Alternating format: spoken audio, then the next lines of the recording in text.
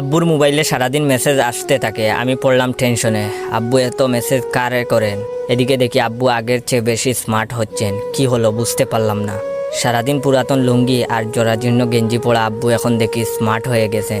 জিন্সের প্যান্ট আর ব্র্যান্ডের গেঞ্জি, আবার গেঞ্জির গায়ে লেখা লাভার বয়, এসব পরেই বসে আছেন। আবার এফবিতে পোস্ট করেছেন, তুমি আমার অনেক শখের খুঁজে পাওয়া এক প্রজাপতি সহ আরো অনেক রোমান্টিক পোস্ট। মনে মনে ভাবলাম, যাই হোক, এখন মানুষ বলবে আমার আব্বা অনেক স্মার্ট, অনেক আধুনিক। ধীরে ধীরে দেখি বাবা খাওয়া দাওয়া রেখে চাট করতে ব্যস্ত, এছাড়া জিমও করেন। এলাকায় হাঁটেন আলাদা একটা ভাব নিয়ে, মনে হয় 16 বছরের তরতাজা যুবক। এমনকি দেখি উনার বাঙ্গা বাইক রেখে আমার নিউ জিক্সার বাইকটা নিয়ে এখন কই যেন যান বুঝি না। হঠাৎ একদিন আমার ফ্রেন্ড কল দিয়ে বলল, জয়, তোর বাবার মাথায় কি প্রবলেম হয়েছে? আমি বললাম, কেন রে? সে বলল, তার বোনকে দেখলে নাকি আমার বাবা সিটি বাজান, চুখো মারে আর রোমান্টিক গান। আমি এখন বন্ধুকে কি বলবো ভেবে পাচ্ছি না। বন্ধুকে বললাম, আচ্ছা বাবা বাসায় আসলে জিজ্ঞাসা করব। বন্ধু বলল, তাড়াতাড়ি বিচারটা করে দিও, নইলে তোর লুচ্চা বাপের গায়ের চামড়া থাকবে না। আমি অনেকটা লজ্জা পেলাম।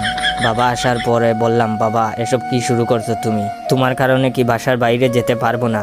বাবা বললেন, কেন, কি হয়েছে? আমি বললাম, আমার বন্ধু শামিমের বোন সাইমাকে দেখলে তুমি গান গাও আর খারাপ ভঙ্গি করো কেন?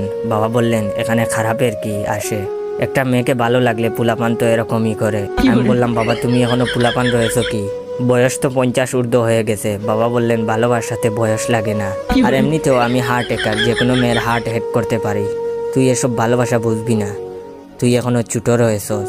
এটা বলে বাবা উনার রুমে চলে গেলেন আর আমি আমার রুমে। পরদিন এফবিতে ঢুকেই দেখি বাবা এফবিতে পোস্ট করেছেন, আসতেছি তোমাকে দেখতে।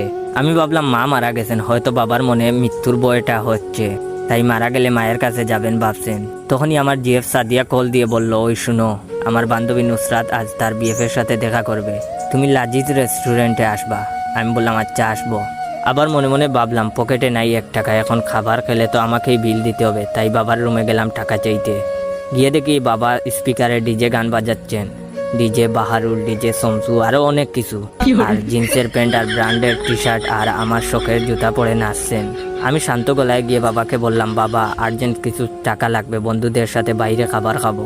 বাবা আমার হাতে 20 টাকা দিয়ে বললেন, যা বাবা, এনজয় কর। আমার তো রাগ উঠে গেল।